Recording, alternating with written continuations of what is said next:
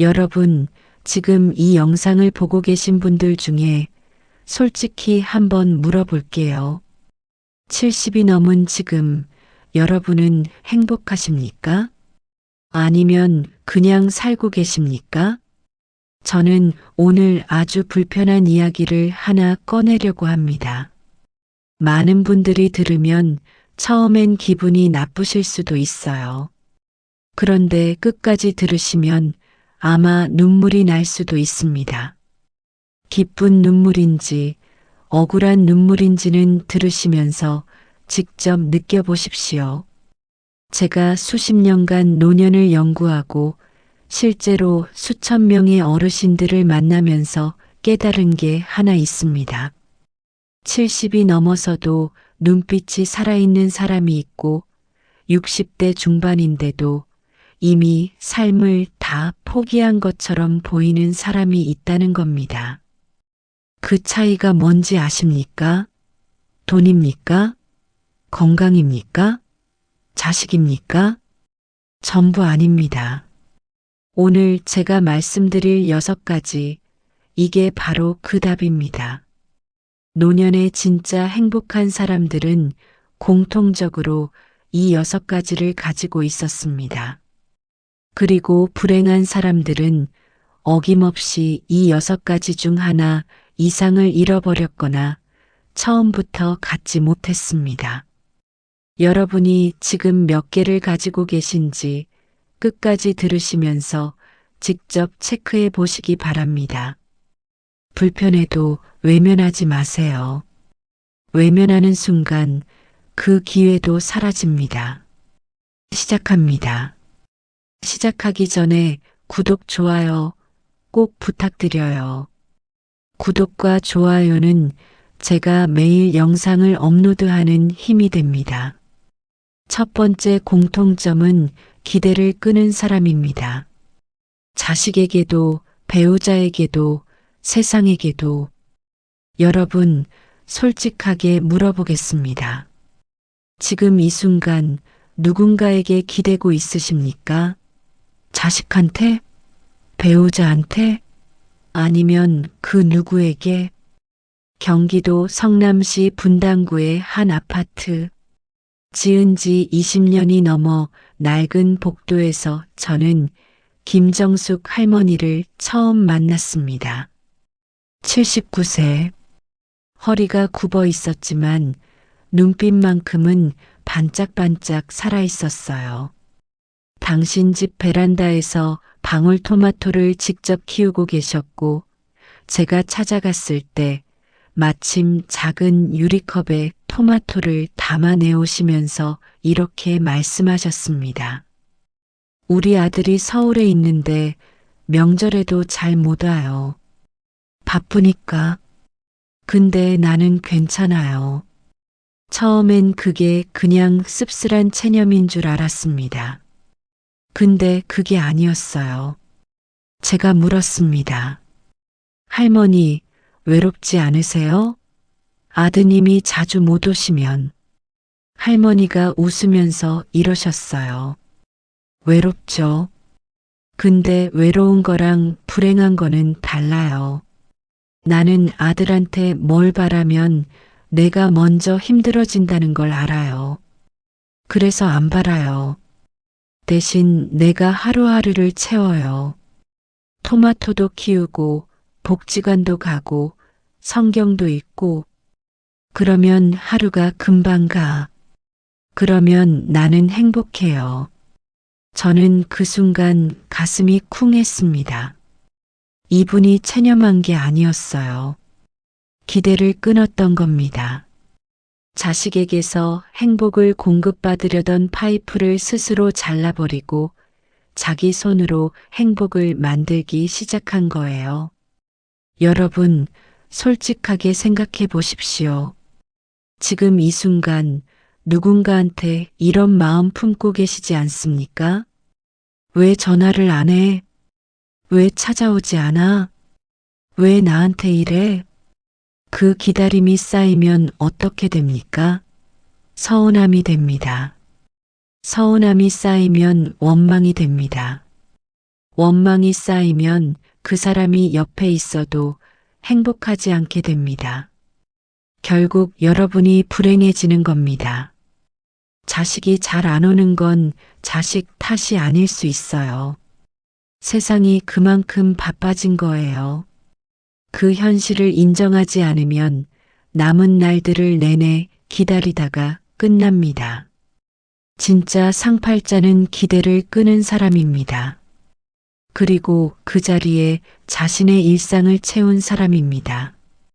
이걸 포기라고 부르는 사람이 있는데 저는 다르게 부릅니다. 이건 독립입니다. 감정의 독립, 행복의 독립, 기대를 끊는 것이 포기가 아닙니다. 그것이 진짜 자유입니다. 두 번째 공통점은 몸을 움직이는 사람입니다. 하루 30분이 10년을 바꿉니다. 자, 이번엔 몸 이야기를 해야 합니다. 많은 분들이 이 부분에서 그거야 당연한 말 아니냐고 하십니다. 맞아요. 당연합니다. 근데 왜 안 하십니까? 저는 오늘 운동 이야기를 하려는 게 아닙니다. 이걸 안 했을 때 어떤 일이 벌어지는지 제가 직접 목격한 이야기를 드리려고 합니다. 부산 해운대 근처의 한 요양원. 제가 그곳에서 강의를 하러 갔다가 강의를 마친 후 복도를 걷던 중에 방 하나에서 TV 소리가 들렸습니다. 문이 살짝 열려 있었고 저는 안을 들여다봤습니다. 74세 남성 어르신이었습니다. 이름이 최병수 씨였어요. 요양원 원장님이 나중에 설명해 주셨는데 3년 전까지만 해도 이분이 건강하셨대요. 사업을 하셨고 여행도 다니셨고 골프도 치셨대요. 그런데 70에 퇴직하고 나서 집에만 계시다가 점점 몸이 굳어가셨다고 합니다. 처음엔 무릎이, 그 다음엔 허리가, 그 다음엔 다리 근육이, 그러더니 지금은 혼자 일어나기도 힘든 상황이 된 거예요. 그분이 저한테 이런 말씀을 하셨습니다. 선생님, 저 후회가 하나 있어요. 제가 뭐냐고 물었더니 퇴직하고 나서 이제 좀 쉬어도 되겠지 하고 소파에 누웠는데 그 소파에서 못 일어나게 된 거예요. 그때 딱 일어나서 동네 한 바퀴만 걸었어도 나 지금 여기 있지 않았을 텐데. 저는 그 말이 오래 머릿속에 남았습니다. 70에 퇴직하고 소파에 앉았는데 74에 요양원에 있는 겁니다. 4년입니다. 단 4년 만에 몸이 그렇게 변한 겁니다. 여러분, 지금 몸이 말을 잘 들을 때 움직여야 합니다. 근육은 쓰지 않으면 녹습니다. 이게 비유가 아닙니다. 의학적인 사실입니다. 60대 이후 근육은 매년 12%씩 저절로 줄어듭니다. 안 움직이면 그 속도가 배로 빨라집니다. 근육이 줄면 관절을 잡아줄 힘이 없어집니다. 관절이 흔들리면 통증이 옵니다. 통증이 오면 더 안 움직이게 됩니다. 이 악순환이 결국 사람을 침대에 눕힙니다. 하루 30분 걷는 것만으로도 됩니다. 빠르게 걸을 필요도 없어요. 동네 공원 한 바퀴, 그것만 해도 5년이 달라집니다. 제가 만나본 70대 이후 진짜 행복한 어르신들 대부분 한 가지 공통점이 있었습니다. 매일 몸을 씁니다. 텃밭을 가꾸든 산을 오르든 수영을 하든 탁구를 치든 게이트볼을 하든 형태는 달라도 몸을 쓰고 있었어요.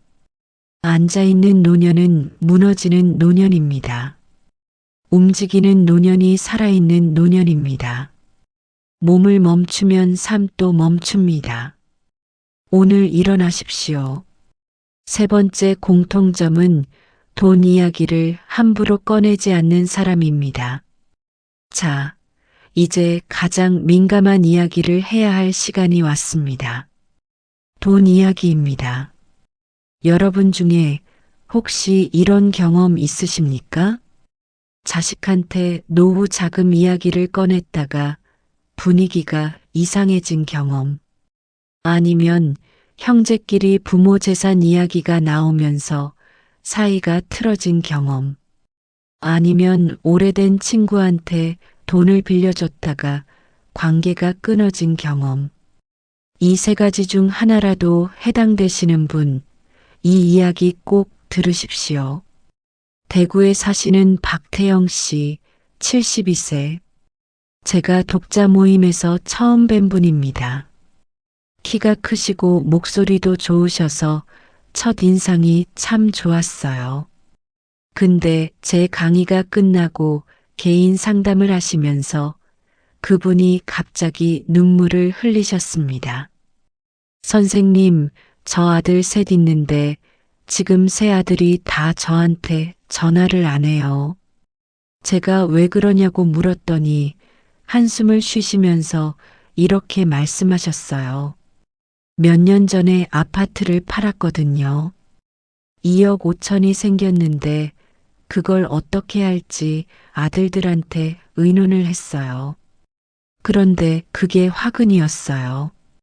큰아들은 자기한테 맡기라고 하고 둘째는 나눠달라고 하고 셋째는 쓰지 말고 모아두라고 하는데 그러면서 세 아들이 서로 싸우기 시작한 거예요. 그러더니 어느 날부터 저한테 전화를 안 해요. 제가 살아있는지 죽었는지도 모르는 것 같아요. 저는 그 말을 듣고 한참 동안 아무 말도 못했습니다. 돈을 의논하려다가 자식들을 잃은 겁니다. 여러분, 노년의 돈은 절대로 함부로 꺼내면 안 됩니다. 특히 자식들 앞에서 돈 이야기가 나오는 순간 사람은 변합니다. 아무리 착한 자식도 아무리 우애 좋던 형제도 돈 앞에서는 계산기를 꺼냅니다. 이게 나쁜 사람이라서가 아닙니다. 인간의 본능이 그래요. 노년의 진짜 상팔자인 사람은 이 원칙 하나를 지킵니다. 내 돈 이야기는 내가 죽기 전까지 내가 관리한다. 통장은 자식한테 주지 마세요. 의논한다고 다 꺼내놓지 마세요. 여러분의 재산이 얼마인지, 어디에 있는지 그 정보는 철저히 지키셔야 합니다. 이게 냉정한 것 같습니까? 아닙니다. 이게 관계를 지키는 방법입니다. 돈 이야기가 안 나와야 자식들이 그냥 부모로 볼 수 있어요.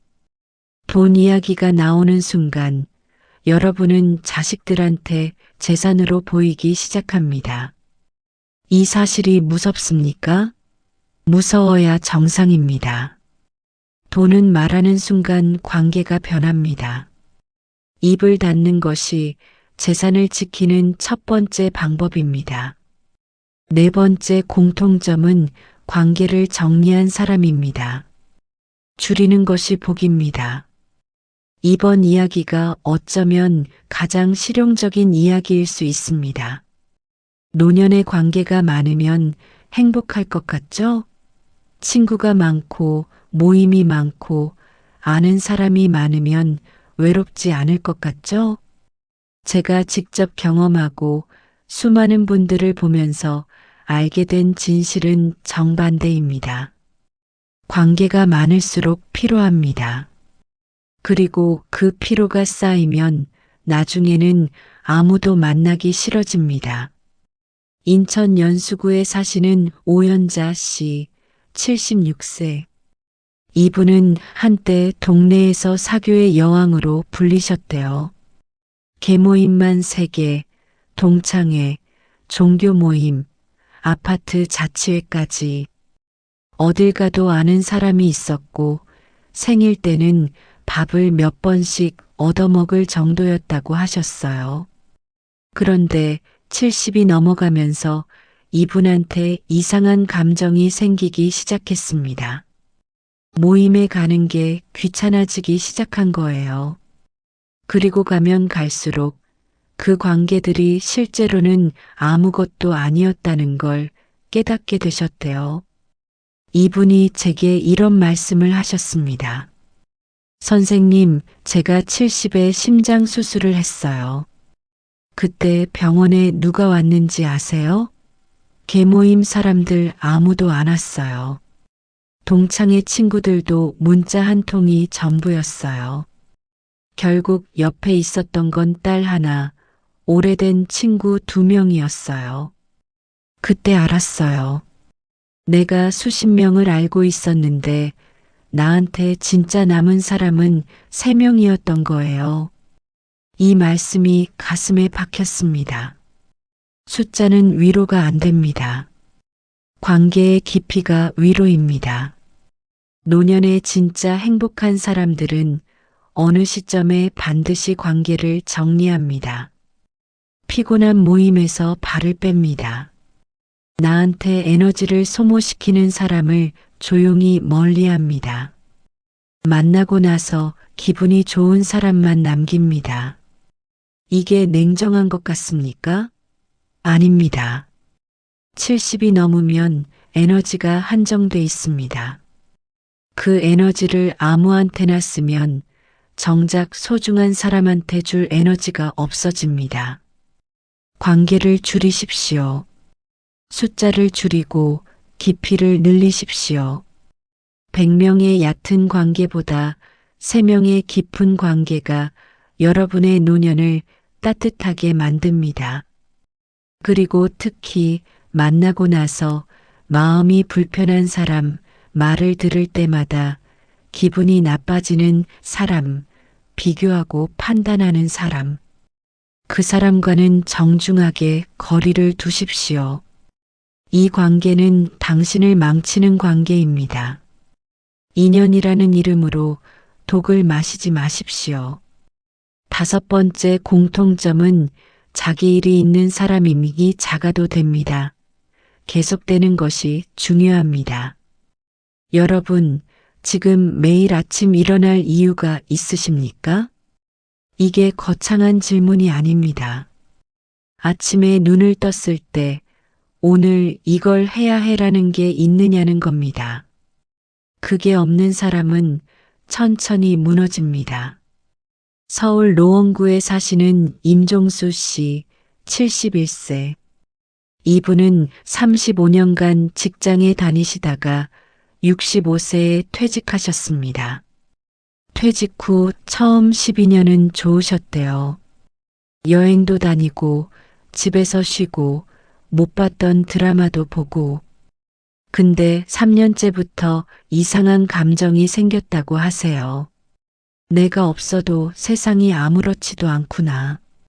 이런 생각이 드셨다는 거예요. 그 말씀을 들었을 때 제가 어떤 계기로 그런 생각이 드셨어요? 라고 물었더니 이렇게 말씀하셨습니다. 하루가 어떻게 갔는지 모르겠는 거예요. 아침에 일어나서 점심 먹고, 낮잠 자고, 저녁 먹고, TV 보다가 자고, 그게 매일 반복되는 거예요. 근데 어느 날 아내한테 나 요즘 좀 이상한 것 같아라고 했더니 아내가 그냥 웃어넘기는 거예요. 그때 내가 얼마나 존재감이 없는 사람이 됐는지 알았어요. 이분이 그 후에 어떻게 하셨는지 아십니까? 동네 도서관에서 어르신 대상 한글 교실 자원봉사를 시작하셨습니다. 처음엔 일주일에 2번.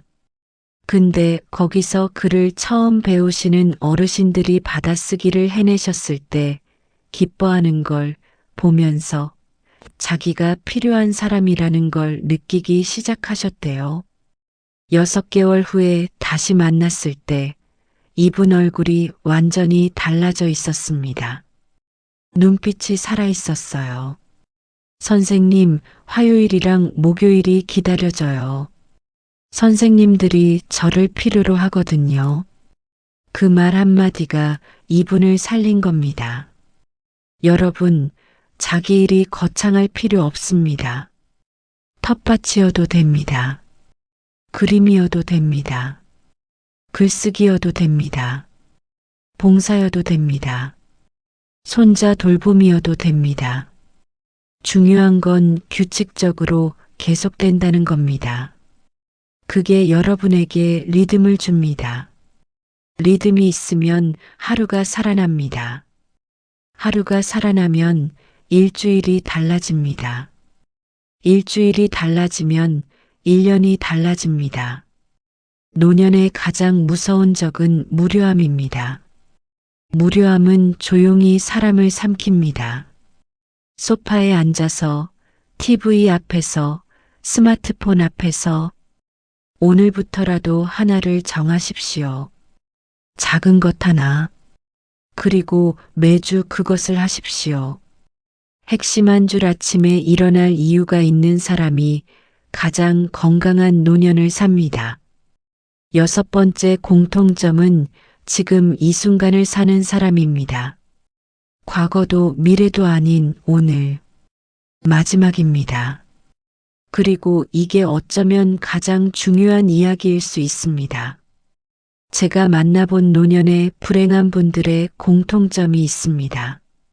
과거를 붙잡고 있거나 미래를 두려워하거나 둘 중 하나였습니다.